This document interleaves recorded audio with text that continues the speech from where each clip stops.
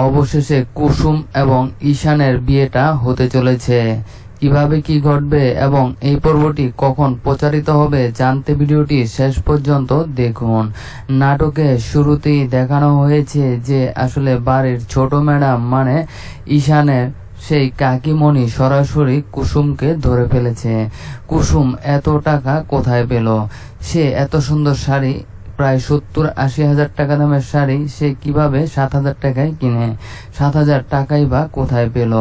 এটা কি তার বাবাই গিফট করেছে, নাকি অন্য কোনো ইস্যু রয়েছে, নাকি ঈশান তাকে কিনে দিয়েছে?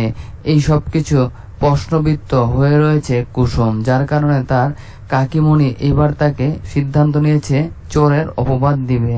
তাকে কিভাবে বড় ম্যাডামের কাছে ধরে নেওয়া যায়, ঈশানের মায়ের কাছে নিয়ে সম্মান হানি করা যায়, এই জন্য সরাসরি তাকে সেখানে ধরে নিয়ে যায়। ঈশানের কাকিমণি অবশেষে আমাদের কুসুমকে সেই ঈশানের মায়ের কাছে নিয়ে যায়। সেখানে নিয়ে সরাসরি বলে যে এই দেখো, এই শাড়িটা আমরা দেবনীনার জন্য কিনেছিলাম, আয়ুষ এবং দেবনীনার বিয়ের জন্য, বাড়ির বড় বউয়ের জন্য এই শাড়িটা কিনেছিলাম, কিন্তু সে আমাদেরকে না দিয়ে দোকানদার একে দিল ভালো কথা, কিন্তু এত দামি এত দামি শাড়ি কেনার সামর্থ্য নেই। তাহলে কি বাপ মেয়ে মিলে এ বাড়িতে চুরি করে? এসব কথা বলাতে খেপে যায় আমাদের কুসুম। সে বলে আমার সম্পর্কে যা মন চায় তাই বলুন, কিন্তু আমার বাবা সম্পর্কে কখনো মিথ্যা অপবাদ দিবেন না। অন্যদিকে বড় ম্যাডামও বলে উঠেছে যে আসলেই তো এই শাড়িটা তো একটাই হয়, দুটো তো হওয়ার কথা নয়। তাছাড়া এটা তো 7,000 টাকার শাড়ি নয়, এখানে তো ঘাপলা রয়েছে। তা সেই শাড়ি কি করে হতে পারে?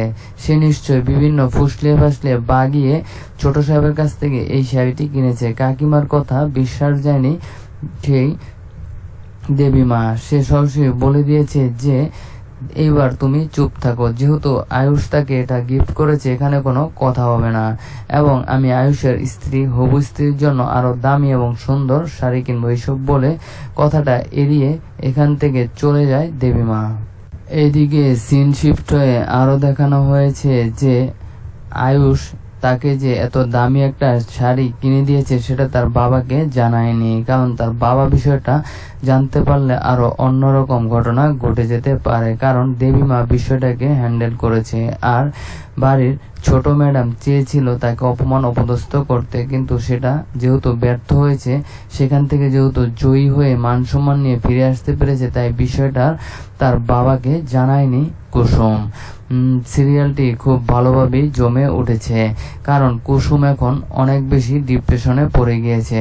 কুসুম চেয়েছিল যে সে তার বাবার কাছেই থাকবে, তার যদি বিয়েও হয় যেন তার বাবাকে দেখে রাখতে পারে, ছোট ভাইটাকে দেখে রাখতে পারে, কিন্তু তাকে তো বিয়ে করে দুবাই নিয়ে যাওয়া হবে। এই জন্যই মূলত সে অনেক বেশি টেনশনের। এখন কথা হচ্ছে যার সাথে তার বিয়ে হচ্ছে সে কি সত্যি ভালো মানুষ নাকি খারাপ, সবকিছু জানতে অবশ্যই ভিডিওটি শেষ পর্যন্ত দেখতে হবে। অন্যদিকে সিন শিফট হয়ে দেখানো হয়েছে ঈশান এবং তার হবু বউ দেবলীনাকে, যেখানে দেবলীনার এইবার শাড়ির গোডাউন নিয়ে এসেছে তার শাশুড়ি দেবীমা তার সামনে শাড়ির লোক সহ দোকানদার সহ নিয়ে এসে চুজ করতে বলে, এবং সেখান থেকে দুটো শাড়ি সে চুজ করে। অন্যদিকে সেই অবস্থাতেই দেবলীনাকে বলে দেয় সকল কথা, যে তোমার জন্য তোমার হবু শাশুড়ি যে শাড়িটা চুজ করেছিল সেটা ঈশান কাজের বুয়াকে দিয়ে দিয়েছে। সেটা আয়ুষ কাজের বুয়াকে কেন দিল এজন্য সে কোনো রিয়েক্ট করেনি। আসলে সে এখন অভিনয় করছে আরো এই গাঙ্গুলি বাড়ির বউ হওয়ার জন্য বিভিন্ন নাটক করে যাচ্ছে এই দেবনীনা। তবে সেটা ছোট মা বুঝে গেছে।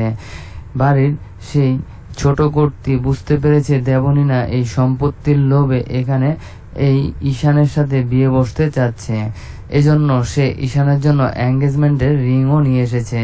অন্যদিকে ঈশান তাকে মন থেকে চায় না, ঈশান চায় কুসুমের মতো ভালো একটা মেয়েকে সে বিয়ে করতে, যার কারণে দেখতে পারবেন সে তার মায়ের মুখের দিকে তাকিয়ে, তার মা যেন কষ্ট না পায়, সেই দেবীমার মুখের দিকে তাকিয়ে হলেও তার মাকে খুশি করার জন্য দেবনীনার এঙ্গেজমেন্টের রিং সে হাতে নিবে, এবং কি সেটা সে পরিধান করার জন্য সিদ্ধান্ত নিবে।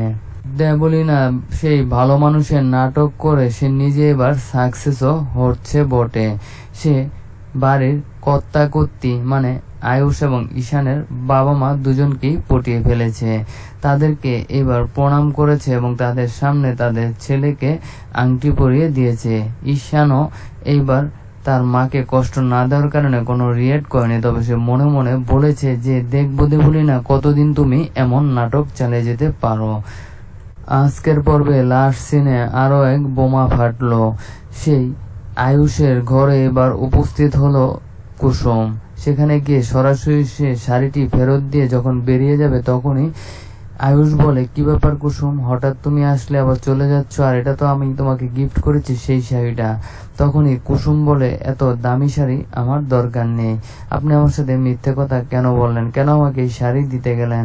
এই বলে সে শাড়ি ফেরত দিয়ে চলে যায়। তখনই আয়ুষ বুঝতে পেরেছে যে সে কিভাবে জানলো এই শাড়ির দাম। সে আগামীকাল দেখতে পারবেন দোকানে যাবে, সেখানে গিয়ে সরাসরি দোকানদারকে বলবে যে আপনি কি বলেছেন কিনা সেটা সেই কুসুমকে। তখন বলবেন না আমি তো বলিনি। অবশেষে বাড়িতে সে জানতে পারবে যে এই জিনিসটা বোমা ফাটেছে তার ছোট কাকিমা এবং দেবনীনা এবং তার মাও বিষয়টা জানে।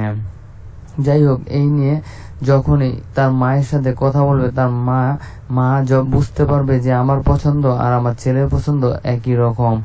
যাই হোক, এইবার কিন্তু নতুন এক গেম চলতে চলেছে।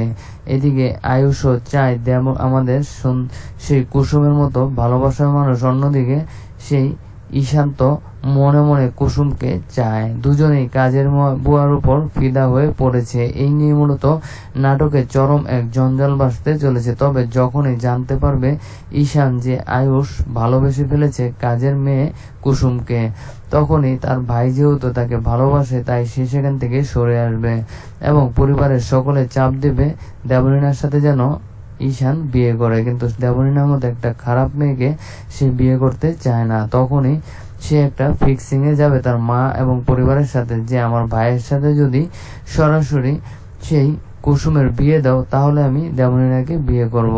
এখন যেহেতু দেবলীনা বাবা মাকে কথা দিয়েছিল সেই ঈশানের বাবা মা, তাই এইবার সত্যে রাজি হয়ে তার বড় ছেলের সাথে কুসুমের বিয়ে দিয়ে আর ছোট ছেলের সাথে সরাসরি দেবলীনা বিয়ে দিয়ে বাড়িতে একটা আনন্দমুখর দিন আসতে চলেছে। তবে আজকে থেকেই শুরু হয়ে যাবে, বিয়ের পর থেকেই শুরু হয়ে যাবে কুসুমের উপর অমানসিক অত্যাচার। তাই সামনে সকলে দেখতে থাকুন, কুসুম সিরিয়ালের সাথেই থাকুন, আমাদের চ্যানেলটিও সাবস্ক্রাইব করে রাখুন।